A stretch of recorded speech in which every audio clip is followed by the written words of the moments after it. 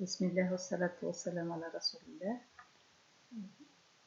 Aujourd'hui, nous avons un nouvel exercice pour apprendre le JavaScript. Il s'agit de la réalisation de cette page web statique et interactive. Interactive, quand on clique par exemple sur ce bouton, la page web va changer de style et va afficher de nouvelles informations. Par exemple ici, j'ai répondu aux questions. Quand je valide, je vois que le style des différents éléments ici a changé et que le score ici a été calculé. Donc, qui dit interactif dit que nous allons utiliser du JavaScript. Pour réaliser donc cette page web, et pour réaliser toute page web, on passe par 3 étapes. HTML, on va coder le HTML, ensuite le CSS et enfin on va coder le JavaScript. On va commencer par l'HTML. On va prendre un nouveau fichier, donc on va fermer ces fichiers ici. Et on va ouvrir un nouveau dossier. C'est une vidéo par exemple. Et dans ce dossier, je vais créer mes 3 fichiers. Le fichier HTML,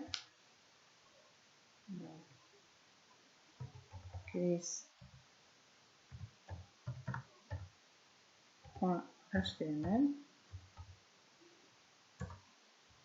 le fichier CSS,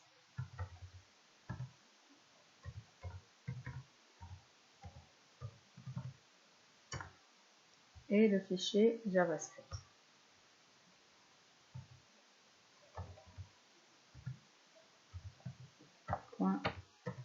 .js. On va dans notre fichier HTML. On va commencer par donner la structure.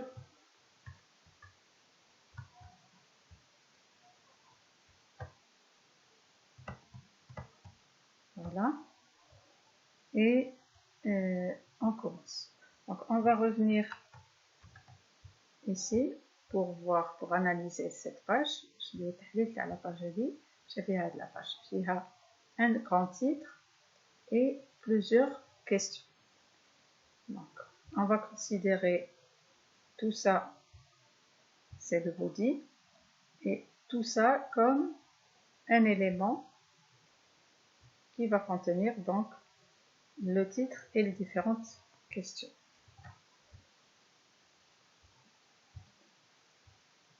Donc dans le body, on va créer un élément, une div. Une div c'est une boîte tout simplement. علبة غادي نديرو في وسطها علب أخرين، كل علبة تحتوي على عدة عناصر.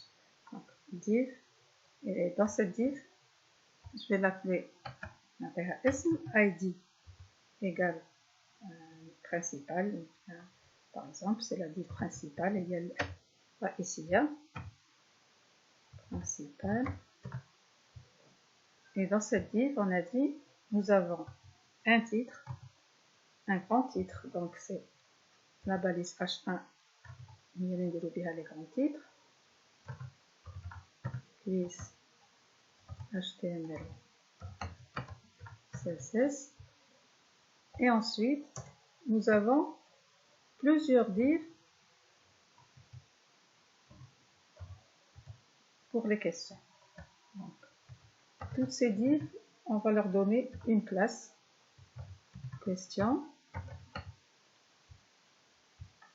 parce qu'elles vont avoir le même style. Donc je vais ensuite copier.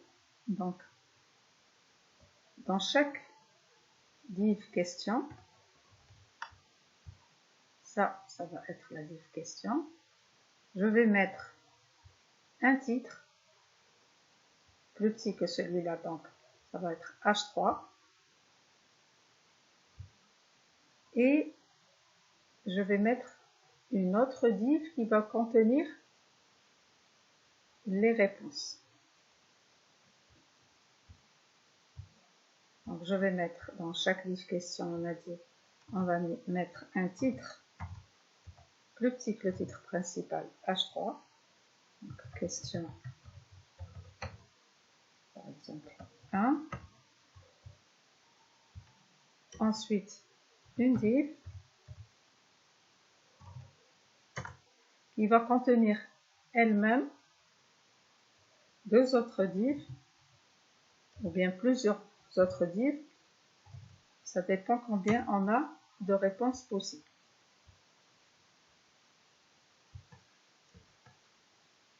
Par exemple, pour la première question, nous avons deux réponses. Donc, nous allons mettre deux divs pour les deux réponses. Et dans la première réponse, nous avons un input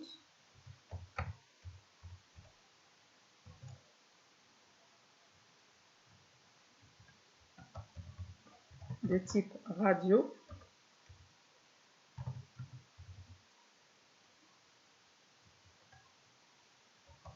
L'ID, on va lui donner un ID. R1 par exemple, ou bien question 1, 1, la première réponse de la question 1. Et surtout un name.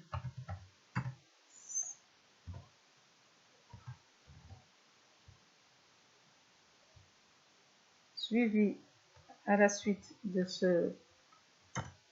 cet input, nous avons son label. Label for égale question 1.1, c'est-à-dire la réponse 1 de la question 1. Et on va écrire le texte de ce label, the head element.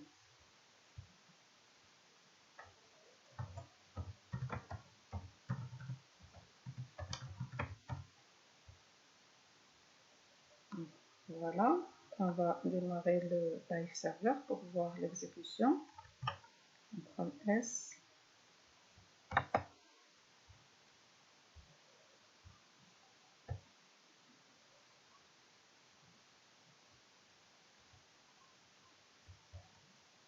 Voilà donc notre enjeu, question 1 et le label avec son input de type radio. Donc, de la même façon, on va ajouter les autres inputs et toutes les autres questions.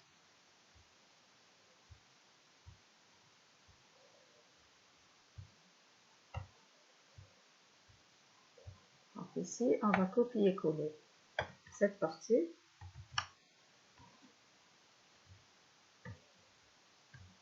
Et changer ici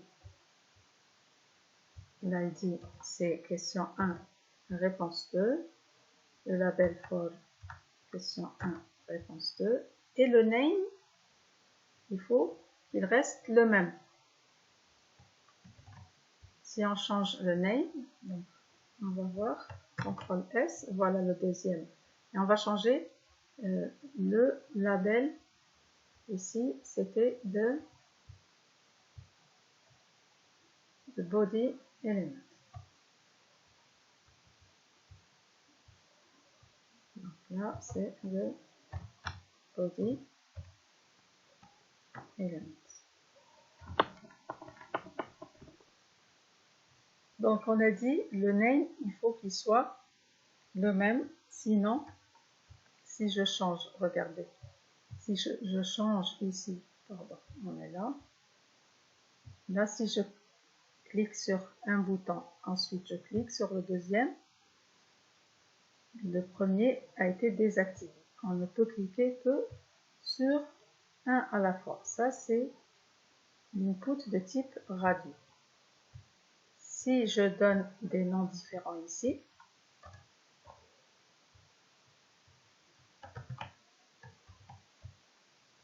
je vais pouvoir cliquer sur les deux. Et c'est pas ce que je veux. Donc, C'est en donnant le même nom que le bouton est désactivé lorsque je clique sur un autre bouton. Il faut faire attention ici, c'est toujours le même nom pour la même question. Voilà pour cette question. On va faire plusieurs divs comme ça. On va les copier. Et pour avoir toutes les questions qu'on veut mettre sur notre page. Voilà donc toutes les questions. Nous les avons introduites dans le document HTML. Donc maintenant, il va falloir écrire ici, compléter la question. The title element must be located inside. Donc regardez, title, il est entre le symbole inférieur et supérieur. Si on veut l'écrire de cette façon, ici, question 1,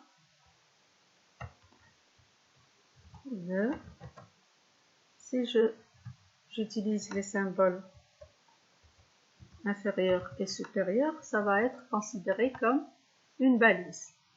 Donc, pour faire ça, pour utiliser les symboles et que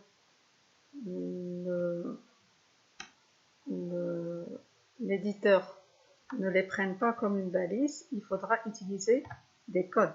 Donc, le code du symbole particulier inférieur, c'est E dièse 60. Et j'écris ce que je veux écrire, title. Ensuite, j'utilise aussi le code du symbole supérieur, qui est E dièse 60.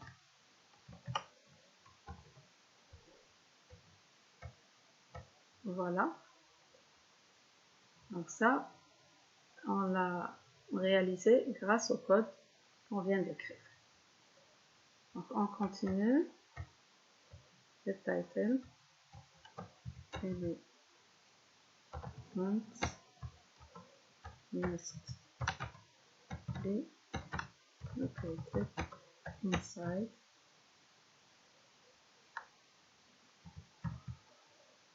the code.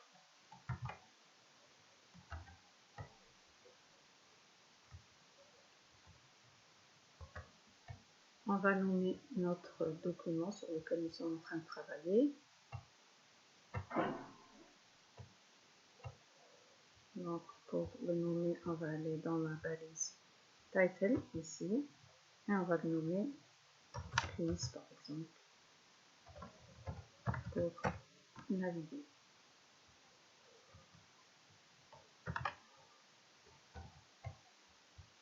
Voilà.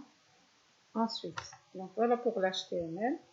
Maintenant, on va ajouter le bouton, ce bouton et ce paragraphe.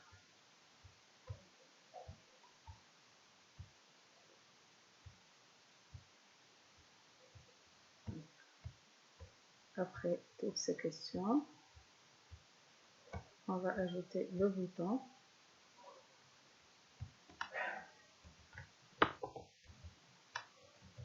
Avec la balise button, valider et notre paragraphe. Votre score.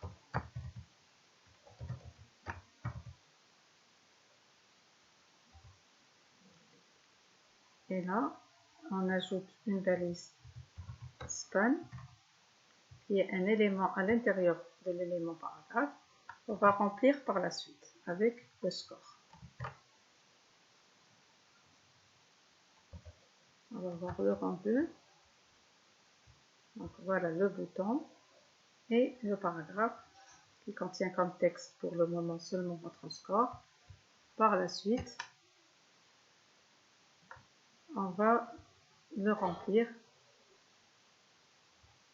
Donc par exemple ici on peut écrire pour le moment ce texte, cliquez sur valider pour voir le résultat. Et ensuite, lorsqu'on choisit les réponses et qu'on clique sur le bouton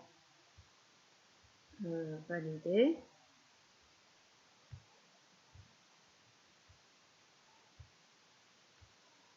nous allons avoir notre score.